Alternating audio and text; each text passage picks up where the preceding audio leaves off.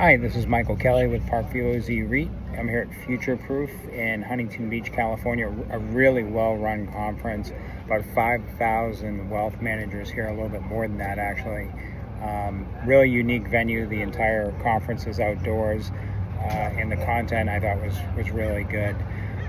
Still no direct address of opportunity zones through the program. We'd love to see that. From the wealth managers I spoke with, they do know that it's out there.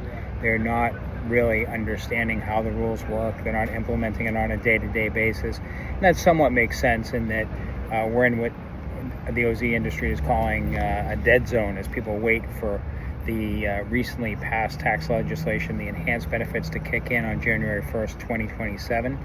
So a lot of people are holding up on getting involved with opportunity zones until then. At least that's the prediction. And I think the truth is that they'll get involved when their customers start asking them about it. And that is likely to happen just ahead of 2027, when there'll be a lot of media coverage of these new tax incentives that are about to roll out, and they'll be getting incoming calls, and that'll drive them to take the time to really understand how to implement these. And I think that'll be a catalyst. And I've had discussions to that effect, and I think there's a general agreement with that point of view here. There's a couple of areas of strength, a lot more emphasis on Bitcoin. It's much more accepted these days than it was even a year or 2 years ago. A lot of that probably has to do with the change in the administration and their embrace of all things crypto.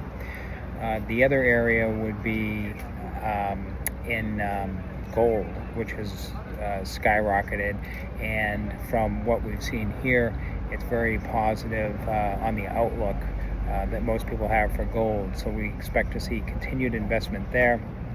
That's an area that we have written blog posts on in the past, because you've got a higher tax rate. The marginal tax rate on capital gains is 28% for collectibles. So that includes precious metals, including ETFs that are backed by gold or other precious metals. And I wrote, you used to be able to 1031 that, and you could defer the tax indefinitely. With the Opportunity Zone legislation, the original one back in 2017, you could no longer do that. And so now they can't defer the tax, and they pay a higher tax rate than anyone else. So I wrote an article with the late great Sid Cass back in, I think it was 2019, about that in the CPA Journal. It's on our website. But that goes through what opportunity zones can do for people in collectibles like gold or art or any of those higher taxed assets. They should be really highly motivated to get involved with OZs. So we'll see how that plays out. And then finally, we also have a blog post out on the bridge strategy, which is, I believe this post is called Mind the Gap, which is the period now up until the new enhanced benefits kick in 2027. There is a way to, we believe, to get those tax benefits for a capital gain that's realized now. Typically, you only have 180 days to invest, which we're more than a year out from the new enhanced benefits. So that typically wouldn't be available, but it is. If you look at the final OZ regulations, if you invest in a QOF, you're deferring the capital gain. When you sell, you have another 180 days to invest. It resets the clock, and that allows you to be able to make a new QOF investment after January 1st of 2027. That's going to allow you to qualify for the enhanced benefits. But take a look at our blog post where I go in a lot more detail, and if you want more information on that.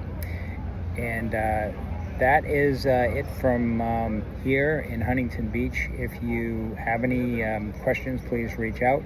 And as always, this is for informational purposes and should not be considered tax or investment advice. Thank you very much.